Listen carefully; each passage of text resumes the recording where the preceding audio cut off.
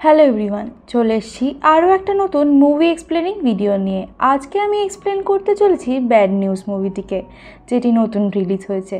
তো চলো বেশি দেরি না করে আমরা স্টোরিটা জেনে নিই। মুভির শুরুতে আমরা দেখতে পাই একজন বলিউড স্টার যে কিনা একটা ব্যক্তির ওপরে বায়োপিক করবে, তাই তার সাথে দেখা করতে এসেছে। আর এখান থেকেই স্যালোনি নিজের গল্পটা বলা শুরু করে। সে বলে তার মা তার বিয়ের জন্য অনেক চিন্তা করতো। তার মা চাইতো সবসময় সে তাড়াতাড়ি বিয়ে করে নিক, কিন্তু স্যালোনির ইচ্ছা ছিল সে তার কেরিয়ারে ফোকাস করবে। এইরকমই একদিন তার মা তাকে একটা পার্টিতে নিয়ে যায়। সেখানে তার আলাপ হয় আখিল চাড্ডার সাথে, আর দুজনেরই দুজনকে বেশ ভালোই পছন্দ হয়। এখানে আখিলকেও আখিলের মা এনেছিল এই একই কারণে, মেয়ে পছন্দ করার কারণে। আর এদের দুজনের মধ্যে এত ভালো আলাপ বিচার দেখে এদের ফ্যামিলিরা ঠিক করে এদের দুজনের বিয়ে দেবে, আর তারাও তাতে অনেক খুশি ছিল। দেখতে দেখতে কিছুদিন কেটে যায় আর তাদের বিয়েটাও হয়ে যায়। আর এখন তারা গিয়েছিল হানিমুনে, তাও আবার বিদেশে। সেখানে গিয়ে আখিলের একটা প্রবলেম দেখা দেয়। আখিল সবসময় নিজের ফোনের সাথেই থাকতো। সে তার ফোন ছাড়া এক মিনিটও থাকতে পারতো না। যখনই তার মা ফোন করতো তখনই তার ফোনটা সে একবারে তুলে নিত। হানিমুনের টাইমে এরকম বহুতবার হয়েছে। এই সব কিছু দেখার পরে স্যালোনির অনেক খারাপ লাগে। সে ভাবতে থাকে আখিল একজন মাম্মাজ বয় আর তার সাথে থাকা অনেক ইরিটেটিং। আর স্যালোনি এই কারণে অনেকটা রেগেছিল। তখন আখিল তাকে সবটা এক্সপ্লেন করে। একদিন এমনই সময়ে আখিল যখন বন্ধুদের সাথে পার্টি করছিল, তার বাবার হার্ট অ্যাটাক হয়। আর সেই সময় তার আন্টি তাকে বহুতবার ফোন করেছে, কিন্তু সে ফোন তোলেনি, কারণ তার ফোনটা তার কাছেই ছিল না। আর সেই কারণে তার আন্টিকে অনেক প্রবলেম ফেস করতে হয়। আর এই সবের চক্করে তার বাবা আজকে এই পৃথিবীতে নেই। আর তার বাবাকে হারানোর পর থেকে সেই গিলটা তার মধ্যে এখনও অবধি আছে। সে এখনও মনে করে সে যদি সেদিন ফোন তুলতো তাহলে হয়তো তার বাবা এই পৃথিবীতেই থাকতো। এই সব কিছু শোনার পর স্যালোনি ব্যাপারটা বুঝতে পারে, তাই সে আর রাগ করে না। আর এই দেখতে দেখতেই তারা ভ্যাকেশন থেকে বাড়িতে চলে আসে। বাড়িতে আসার পরে স্যালোনির ইচ্ছা ছিল সে নিজের কেরিয়ারে ফোকাস করবে। স্যালোনি একজন শেফ ছিল, আর শেফ হিসাবে তার ইচ্ছা ছিল সে একটা অ্যাওয়ার্ড পাবে, আর সেই জন্যই সে তার কাজে ফোকাস করতে চাইতো। কিন্তু আখিল ছিল মজ মাস্তিওয়ালা ছেলে, যে সবসময় হাসি মজা নিয়েই থাকতে পছন্দ করত। সে সবসময় যেখানে স্যালোনি কাজ করত সেখানে পৌঁছে যেত কিছু না কিছু নিয়ে। কোনো দিন আত্মীয়কে নিয়ে চলে যেত, কোনো দিন কেক নিয়ে, কোনো দিনও ফুল নিয়ে। এরমভাবে সে বারবার তাকে বিরক্ত করতে থাকতো। একদিন তো অনেক বাড়াবাড়ি হয়ে যায়। একটা কাস্টমারের সাথে ঝামেলাই বেঁধে যায় তার, কারণ সেই কাস্টমারটা স্যালোনির সাথে মিসবিহেভ করছিল। সেই কারণেই আখিল সেই লোকটির ওপরে হাত তুলে দেয়। আর এই জন্যই এখানে অনেক ঝামেলাও হয়। স্যালোনির জবটা তো যেতে যেতে বেঁচে যায়। এই কারণে স্যালোনির অনেক খারাপ লাগে। তাই জন্যই স্যালোনি তাকে উল্টোপাল্টা বলা শুরু করে দেয়, আর তার সাথে সাথে তার মাকেও ছাড়ে না। আর তার মাকে এটা বলে যে আপনি আপনার ছেলেকে ঠিকভাবে মানুষ করেননি, যার জন্য এই অবস্থা। এইসব কিছু শোনার পরে আখিল খুব রেগে যায়, কারণ আখিল নিজের ব্যাপারে শুনে নেবে, কিন্তু তার মায়ের ব্যাপারে কেউ বলবে সে সেটা মেনে নেবে না, যার কারণে তাদের মধ্যে অনেক ঝামেলা হয়ে যায়।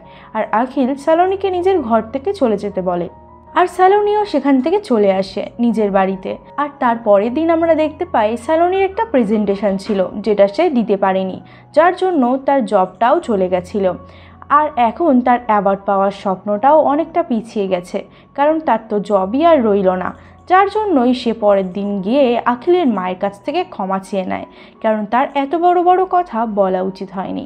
কিন্তু আখিলের ওপরে সে অনেকটা রেগেছিল, কারণ আখিলের জন্যই একমাত্র সে আজকে অ্যাওয়ার্ডটা পেল না, আর তার প্রেজেন্টেশনও হলো না। আজকে তার জন্যই তার জবটাও চলে গিয়েছে।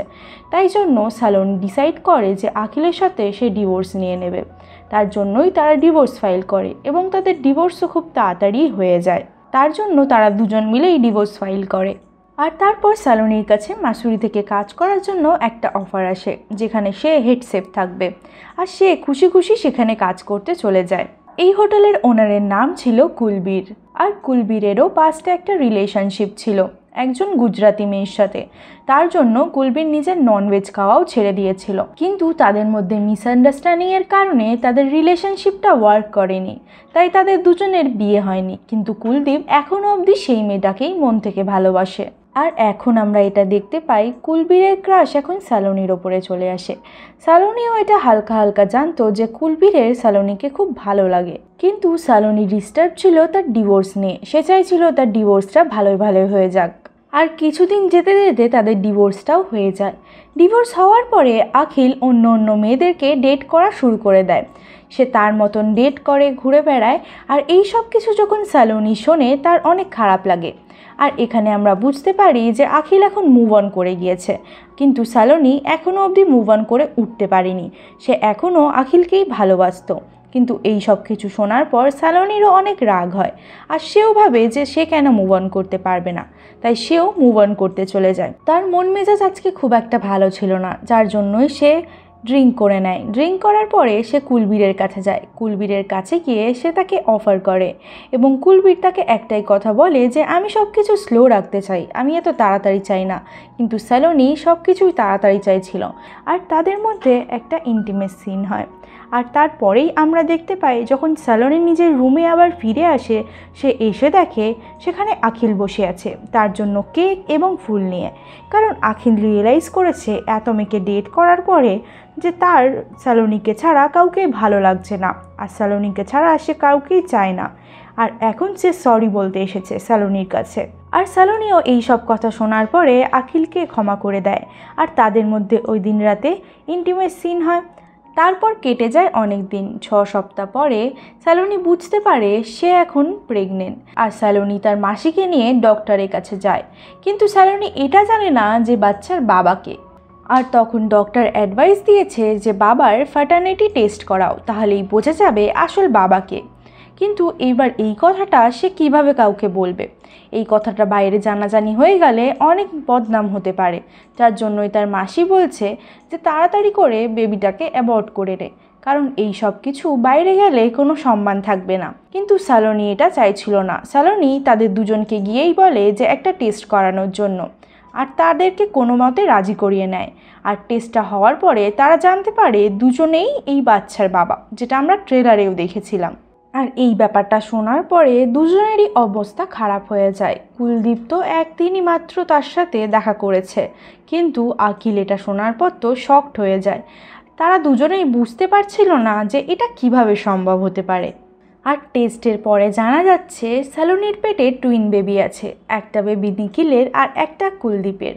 এই সময় সালোনির মাসি তাকে অ্যাডভাইস দিচ্ছে যে বেবি হওয়ার পরে তাদের বাবাদের কাছে বেবিদেরকে দিয়ে দাও আর নিজে ফ্রি হয়ে যাও। কিন্তু সালোনির এরম কোনো কিছুই ইচ্ছা ছিল না। সে চাইছিল সে দেখবে যে কে তার রেসপন্সিবিলিটি এবং তার বাচ্চার রেসপন্সিবিলিটি নিতে পারে ভালো করে, তার সাথেই সে তার বাকি লাইফটা কাটাবে। এখানে শুরু হয়ে যায় কম্পিটিশান। এখানে আখিল এবং কুলবীরের মধ্যে কম্পিটিশন শুরু হয়ে যায় যে কে ভালো বাবা হতে পারবে। আর তারপরেই তারা সালোনির সাথে সালোনির বাড়িতে থাকার জন্য চলে যায়, যাতে তারা তার খেয়াল রাখতে পারে এবং তার পাশে থাকতে পারে। কিন্তু আখিল এবং কুলবীরের মধ্যে কম্পিটিশান তো আগাগোড়াই চলছিল। এদের দুজনের মধ্যে ছোটো মোটো নোকঝোঁক এবং বহুত বড় বড় কম্পিটিশান চলতে থাকে। এদিকে আখিল নিজেকে প্রুভ করতে চায়, এদিকে কুলবীর নিজেকে প্রুভ করতে চায়। এই সব কিছুর মধ্যে দিয়ে অনেকটা দিন কেটে যায়। কিন্তু এইরকম ফাইটিংয়ের চক্করে পড়ে সালোনি অনেক বেশি ডিস্টার্ব হয়ে যাচ্ছিল, যার জন্যই সালোনি রেগে গিয়ে তাদের দুজনকেই নিজের ঘর থেকে বার করে দেয়। তারপরে কুলদীপ বলে যে আমি তো আগেই বলেছিলাম আমি সব কিছু স্লো রাখতে চাই, তুমি আমার সাথে ভালোভাবে টাইম স্পেন্ড করারই সুযোগ পাওনি, তাই আমি চাই তুমি আমার সাথে ডেটে যাও। যার জন্য কুলবীর তাকে ডেটের জন্য জিজ্ঞাসা করে, আর সালোনিও এই কথাতে রাজি হয়ে যায়। কিন্তু এদিকে আখিল তো চায় না যে সে সালোনির আশেপাশে থাকুক, যার জন্য আখিল ট্যাকটিস করে তাকে একটা জায়গায় আটকে রেখে দেয়, আর তারপরে তার জায়গায় নিজে ডেটে চলে যায়। এই জিনিসটা দেখার পরে সালোনি বুঝতে পেরে যায় যে আখিল এইসব করেছে, তার জন্যই সে ওখানে গিয়ে কোনো কথা বলে না, সে সোজা আবারও রিটার্ন চলে আসে।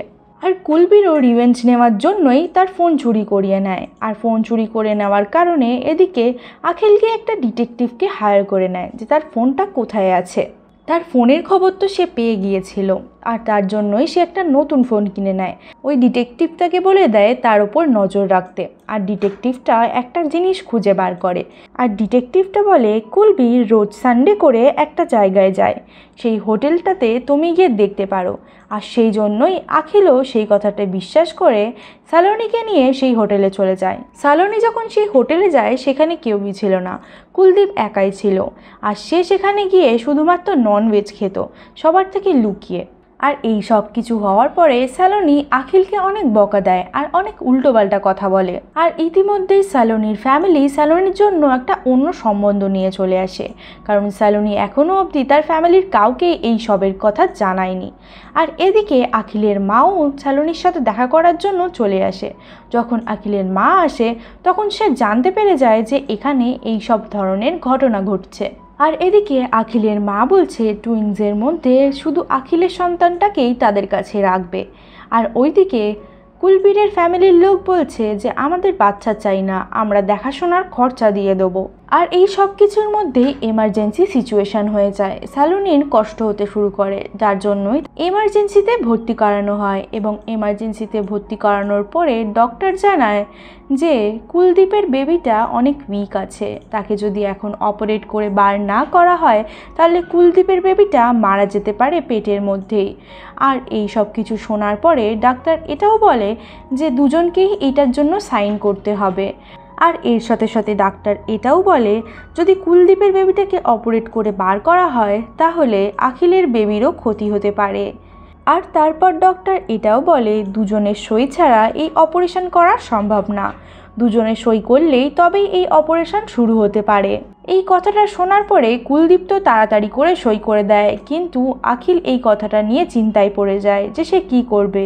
আখিলের মা আখিলকে বলে যে ওর বাচ্চার জন্য তুমি তোমার নিজের বাচ্চাকে কেন বিপদে ডালবে, কিন্তু এই সব কথা আখিল কিছুই শোনে না, সে সই করে দেয় এবং অপারেশনও সাকসেসফুল হয়ে যায়। এখানে বাচ্চা এবং মা দুজনেই সেভ আছে, এখানে দুটো বাচ্চা এবং মা দুজনেই সেফ আছে, সবাই এখন ভয়মুক্ত। অপারেশন সাকসেসফুল হয়ে যাওয়ার পরে আখিল সালোনির কাছে গিয়ে একটা কথা বলে এতদিন আমি ভাবতাম যে তোমাকে আমি ভালোবাসি, কিন্তু এখন আমি রিয়েলাইজ করলাম এতদিন তোমাকে হয়তো আমি ভালোবাসতে পারিনি, কিন্তু এখন তোমাকে আমি ভালোবাসা শুরু করেছি। এখন আমি রিয়েলাইজ করেছি যে আমি কোন কোন ভুলগুলো করেছি আর কোনগুলো আমার ঠিক করা উচিত। আর তারপরেই সে সেখান থেকে চলে যায়। তারপর সালোনির কাছে আসে কুলবীর এসে সালোনিকে সব সত্যি কথা বলে যে অপারেশনের যা সিচুয়েশান হয়েছিল আর তারপরে আখিল যে হেল্পটা করেছে। কুলবীর এসে সালোনিকে সব বলে যে এরকম ধরনের একটা সিচুয়েশান হয়েছিল, ডক্টর তাদেরকে এই ধরনের কন্ডিশন দিয়েছিল, কিন্তু সেই কন্ডিশন থেকে আখিল যদি সই না করতো তাহলে হয়তো আজকে কিছুই হতো না।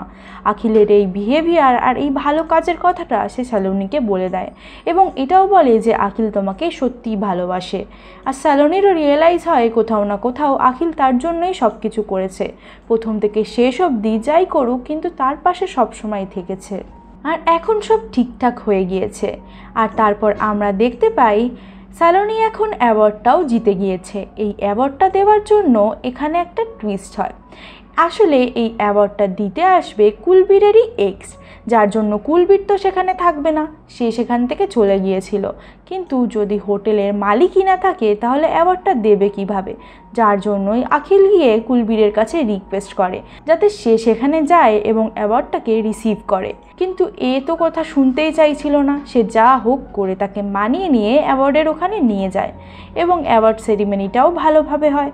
তারপরে আমরা দেখতে পাই কুলদীপের এক্স তাকে বলে যে আমিও ননভেজ খাওয়া শুরু করে দিয়েছি আর আমি তোমাকে ভুলতে পারিনি।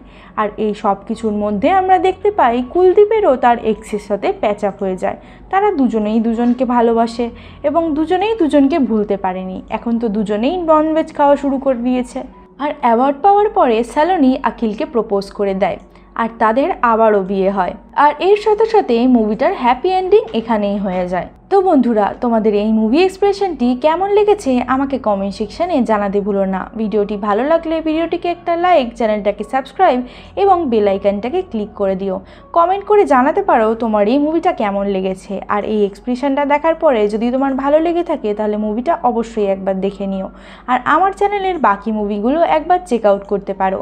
দেখা করছি আরও একটা নতুন ইন্টারেস্টিং মুভি এক্সপ্লেনিং ভিডিও নিয়ে।